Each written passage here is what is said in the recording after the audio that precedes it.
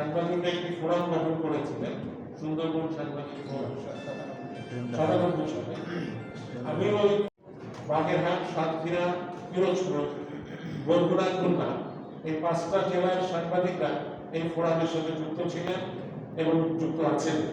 আমাদের আজকের মিশনটি সুন্দরবন সাংবাদিক ফোরামের নয়, এটা মূলত একটি প্রকল্পের আওতায় জার্নালিজম ফর সুন্দরবন শিরোনামে আমরা একটা ছোট্ট ফোরাম বলি, কমিটি বলি বা বডি বলি, আমরা একটা ওয়ান টাইম প্লাস্টিক, পলিথিন, সুন্দরবনের মেটাল, এগুলো নিয়ে যখনই আপনি কাজ করবেন এবং বিশেষত আজকাল সুন্দরবনে বিষ মিশায় যে পানিতে বিষ মিশায় যে মৎস্য শিকার, এটা হলো সবচেয়ে বড় একটা হুমকি।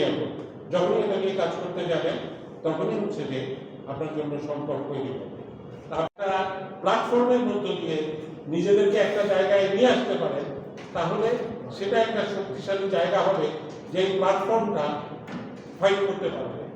একটা পুরস্কারের ব্যবস্থা থাকতে পারে, স্পেশাল রিপোর্টিং এর উপরে, এরকম অনেক কিছু হতে পারে। এই নিয়ে আপনারাই ভাববেন যে এটা নিয়ে আপনারা কি করতে চান, কতদূর যেতে চান। আমাদের আজকের মিশনটা হলো মূলত এখানে একটা আহ্বায়ক কমিটি করা হয়েছে। নর্মদায় তারা এটা করতে পারে না, তাদের ওখানে আন্দোলনের ফলে এটা নস্যাৎ হয়ে গেছে, কিন্তু তারা আমাদের এখানে সফল হয়েছে। সফল হতে পেরেছে এই কারণে যে তাদের অসম্ভব বন্ধু একটা সরকার এখানে ছিল তখন, এবং যারা ভারতের স্বার্থ রক্ষায় একেবারেই অকুণ্ঠ চিত্ত ছিল। এবং আপনারা তাদের সাবেক প্রধানমন্ত্রীর একটা কথা আমি স্মরণ করতেই হবে, যে ভারতকে যেটা দিয়েছি আজীবন তাকে মনে রাখতে হবে। ভারত সেটা মনে রেখে তাকে সময় মতো নিয়েও গেছে, আশ্রয় দিয়েছে। এটা তার একটা বড় পাওনা ছিল ভারতের কাছে, সেটা নিশ্চিত করেছে। এসব রাজনীতির কথা, আমরা সেই কাজটি যদি আপনি করতে পারেন তাহলে সাংবাদিকতায় আপনি এটাকে স্ট্যাবলিশ করতে পারবেন। নতুবা যদি এটা কারো পেটোয়া বা কারো পক্ষে কথা বলতে চায়, তাহলে করে এটাকে আপনি টিকায় রাখতে পারবেন। আমি কাসিম মারা গেলে কি হবে, কয়টা কাসিম হচ্ছে পরিবেশ রক্ষায় বিশাল একটা কন্ট্রিবিউশন আছে তার। আপনার ওই যে বলছি থিঙ্কিং এরিয়াটা বাড়ান। আমি যখন বলছে, কে যেন বলছিল সমুদ্র দূষণের উপরে, যে কারণে সুন্দরবনে এফেক্টেড হয়, এর উপরেও আমি যে লিড রিপোর্টটা করেছিলাম 10 বছর পর যুগান্তর রিপোর্টার হুবহু ওইটাই সাইডে দিছে। মূল জাহাজের তেলাধানের কারণে যে দূষণ হয়, এবং আমাকে মেরিন বায়োলজি পড়তে হয়েছিল। আমার 2 যমজ-শালা তখন মেরিন বায়োলজিতে পড়ে। আমি বললাম যে তোদের বইপত্র দেয়, এর উপর কাজ করবো। এখন ইন্টারেস্টিং হচ্ছে কি, আপনাকে যখনই আপনি ইনভেস্টিগেটিভ কোনো কাজে যাবেন তখনই আপনার প্রচুর ইনফরমেশন লাগবে। সে যেটা বলছে যে এখনকার জামানায় ডেস্ক রিপোর্ট করে পাওয়া যায় না। আমি অনুষ্পতি শামীমের দিকে আসবো। সুন্দরবনের কোনো ডেভেলপমেন্ট হলে যদিও ওটাকে ঠেকানো যায়, ভারতের পলিথিনের অপব্যবহার স্কুল বসে অনুধাবন করতে পারবে না, তাহলে আমরা কি রিপোর্ট করব? সুন্দরবনের রিপোর্টিংয়ে আমি প্রথম যখন ঢুকেছি সেটি 1980 সালে সম্ভবত, বা 81 সালে দৈনিক দেশের আমি জেলা প্রতিনিধি, আমি সিরিজ করেছিলাম সুন্দরবনের অসুন্দর জীবন কাহিনী এরকম।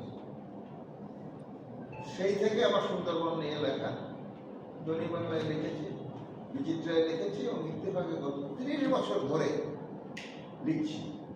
এখনো আনোয়ার আমার কথা শুনতে হবে, এই যে আমি বাদাবন্যা কেন হলাম, এটার ব্যাখ্যাটা আপনার কাছ থেকে নেব। আপনার বাদাবন্যা এখন আমার গোষ্ঠীতে কেউ গানের ব্যবসা করি। সেপ্টেম্বরের 20 তারিখ ইত্তেফাকে আমি পিরোজপুর বসে আমার ধারণা এবং যোগাযোগের মাধ্যমে আমি পরপর 8 দিন লিড নিউজ করেছিলাম। লিড নিউজের বিষয়টা তো আমাদের ধারণা আছে। প্রথম, অর্থাৎ ওই পত্রিকার 1 নম্বর শীর্ষ খবর। এরপরে আমি পিরোজপুর ত্যাগ করে প্রথম বেরোলাম, অর্থাৎ এটা 20 তারিখের ঘটনা ঘটেছে। 28 বা 29 সেপ্টেম্বর বেগম খালেদা জিয়া প্রধানমন্ত্রী পাথরঘাটা এসেছে, তার আমি এই প্রথম আমার অফিস থেকে বেরোলাম। আর অফিসে টেবিলে নিউজ করেছি। এবং সেটা সবাইকে অবাক করে দিয়েছে।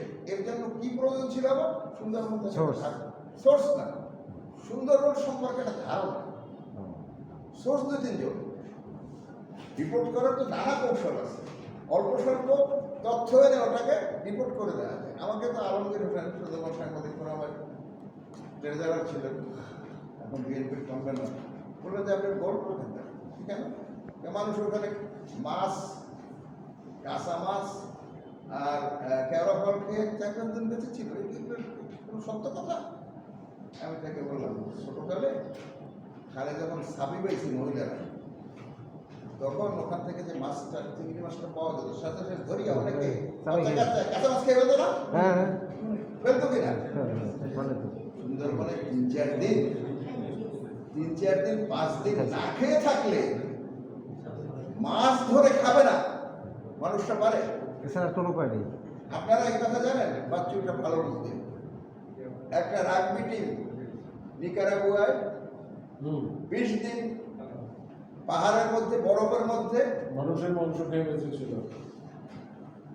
তার ওই টিমের যে যারা কো প্লেয়ার তাদের মাংস খেয়ে মারা গেছে, তাদের মাংস খেয়ে বেঁচেছে। মানুষ বাঁচতে কি না করে। তো এইভাবে ধারণার পরে কিছু গল্প লিখেছে, কিন্তু প্রকৃতপক্ষে ওখানে আমার এখনো মনে আছে, আমি বোধহয় আমাদের পৌঁছে দিয়ে আসছিলাম